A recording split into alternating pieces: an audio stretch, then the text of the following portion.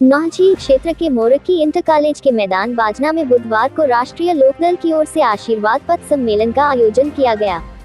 सम्मेलन में राष्ट्रीय लोकदल के राष्ट्रीय अध्यक्ष जयंत चौधरी दोपहर से 3 बजे हेलीकॉप्टर से मोरकी मैदान में मंच पर पहुंचे।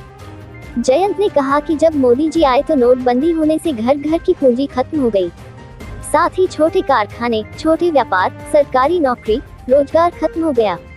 जब कोरोना आया तो बिस्तर, ऑक्सीजन खत्म हो गया। जयंत चौधरी ने कहा, योगी जी मैं कहना चाहता हूं कि अब आपका समय भी खत्म हो गया है।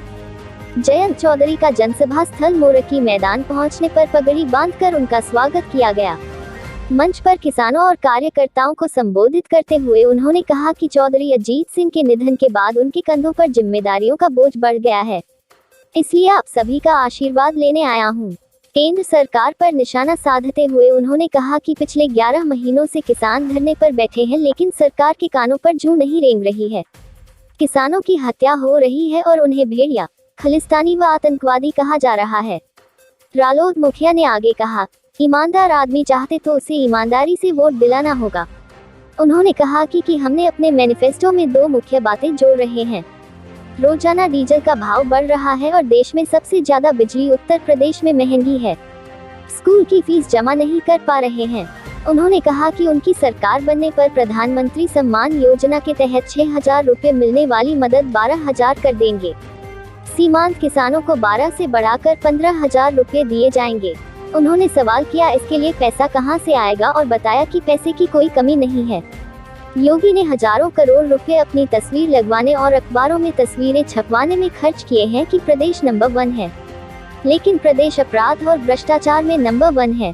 इस दौरान मुख्य रूप से संयोजक योगेश नौहवार, पूर्व विधानसभा प्रत्याशी माठ, मीटिंग प्रभारी डॉक्टर कुलदीप कुमार उज्ज्वल, ठाकुर तेजपाल सिंह पूर्व मंत्री, चौधरी नवाज सिंह पूर्व विधायक, कुंवर नरेंद्र सिंह जी लोकसभा प्रत्याशी, सोनू प्रधान मुडलिया, अनूप चौधरी, चेतन मलिक पूर्व जिला पंचायत अध्यक्ष, राजपाल सिंह भरंगर जिला पंचायत सदस्य, रामवीर भरंगर पूर्व ब्लॉक प्रमुख, श्री राजेंद्र सिकरवार, मुकेश चौधरी जिला पंचायत सदस्य, चौधरी नरेंद्र सिंह एडवोकेट राष्ट्रीय कार्यकारिणी सदस्य, जसपाल बघेल राष्ट्रीय सचिव, योगेश द्विवेदी राष्ट्रीय प्रवक्ता, वीरपाल मलिक वरिष्ठ नेता, भगवती प्रसाद सूर्यवंशी पूर्व चेयरमैन, चौधरी देवराज सिंह, कायम कुरैशी, चौधरी बदन सिंह पूर्व जिला अध्यक्ष, भगत सिंह जादौन, रामरस पाल पौन्या पूर्व जिला अध्यक्ष, कालीचरण जिला अध्यक्ष अलीगढ़, अध्यक्षता देवीराम और संचालन बाबू प्रमुख जिलाध्यक्ष रालोद ने किया। रिपोर्ट। सिंह जी ने देश में पहले पुलिस आयोग का गठन किया।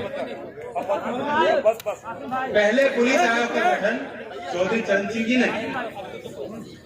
आज हम कानून व्यवस्था पे सरकार को घेरते हैं। आम आदमी त्रस्त है, भ्रष्टाचार भी बढ़ गया, अपराध भी बढ़ गए, लेकिन हम वर्दी पहने अपने जवानों को तो दोष नहीं दे सकते। मैं जानता हूं कि जब हाथरस की घटना हुई थी, जब वो तस्वीरें आपने देखी, मैंने भी बाद में देखी, और बाद में देखने पे मुझे एहसास हुआ कि क्या हुआ ये। बहुत लोगों के अंदर गुस्सा था। अगर मैं उस समय वहां बैठ जाता तो विवाद और बढ़ जाता। हमें टकराव नहीं करना। हमें समझने की जरूरत है कि किन परिस्थितियों में हमारे पुलिसकर्मी काम कर रहे हैं।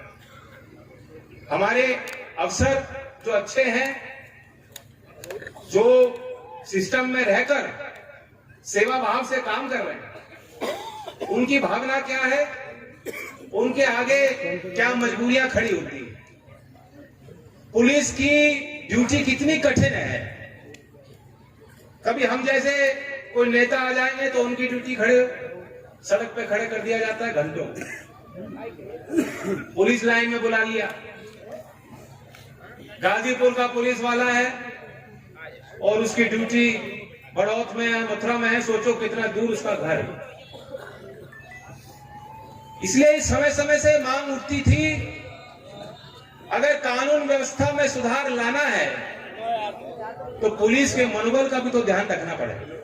वे भी हमारे बीच के हैं नौजवान, और इसलिए हमने उन बातों को शामिल किया। मुझे खुशी है कि वो संदेश इतने दूर तक गया कि गाजीपुर से चलकर आज ओम प्रकाश जी आए और खुल के उन्होंने समर्थन दिया है, क्योंकि हमने निर्णय लिया है कि पुलिस के कर्मियों की ड्यूटी भी निर्धारित होगी, बॉर्डर स्कीम को हटाकर गृह जनपद के आसपास उनकी नियुक्तियां होंगी और दूसरे राज्यों की तरह हमारे राज्य में उन्होंने उम्र घटा दी, 22 साल कर दी, लेकिन जनरल कैटेगरी में 28 साल तक जो ये नौजवान है अगर भर्ती करना चाहेंगे इनको मौका दिया जाएगा।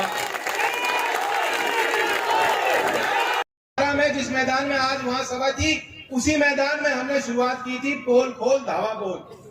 कुछ साथियों को याद हो, मुद्दा था बिजली का। सच पूछो तो उस समय जनता को भी नहीं पता था क्या हो रहा है, तो आप लोग आ गए, लोकदल के लोग आए, निकले सड़क पे, विरोध पहले ही दर्ज कर दिया, बिल उसके बाद में बढ़ने शुरू हुए। लेकिन आज सबसे बड़ा मुद्दा है, किसी गांव में किसी घर में जाके रुक के देखोगे, पूछोगे, बिजली बिल अदा करने की कोई क्षमता उस परिवार की घर की नहीं है। बहुत महंगे बिल हैं, ट्यूबवेल पे भी मीटर लग रहे हैं, हजारों का बिल। जो काश्तकार है, जो मजदूरी कर रहा है, वो कैसे चुकाए? इसलिए हमने फैसला लिया, आगरा की उस धरती से, मैं दोहरा रहा हूं उस बात को, हमने निर्णय लिया। और जब हम विपक्ष में थे, उस बात को लेकर अगर सड़क में थे, तो जब सरकार बनेगी तो स्वाभाविक है कि उपभोक्ता का हम ख्याल रखेंगे। हमने नारा दिया है, किसान और बुनकर का पुराना बिल माफ और आगे की दर हाफ। मेरे साथ एक बार फिर बोलो, पुराना बिल माफ, अगली दर और यहाँ से मैं कोई नई घोषणा करना चाहता और मैं ऐसी कोई मनगढ़ंत बात नहीं कह रहा। हिसाब लगाकर इस बात को हमने समझा है, पूरा प्लान बनाया है, योजना है और पूरा लेखा जोखा हिसाब है। हमने तय किया है कि हमारी सरकार बनेगी, 1 करोड़ नौजवानों को हम नौकरी देने का काम।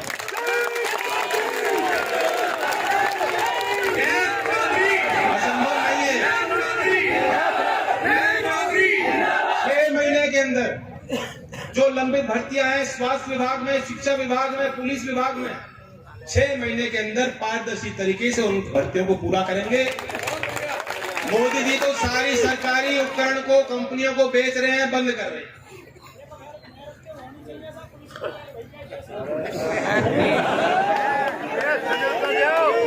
मेरिट पे होंगी तो आपका नंबर अपने आप ही आ जाएगा। मोदी जी पीएसयू को बेच रहे हैं।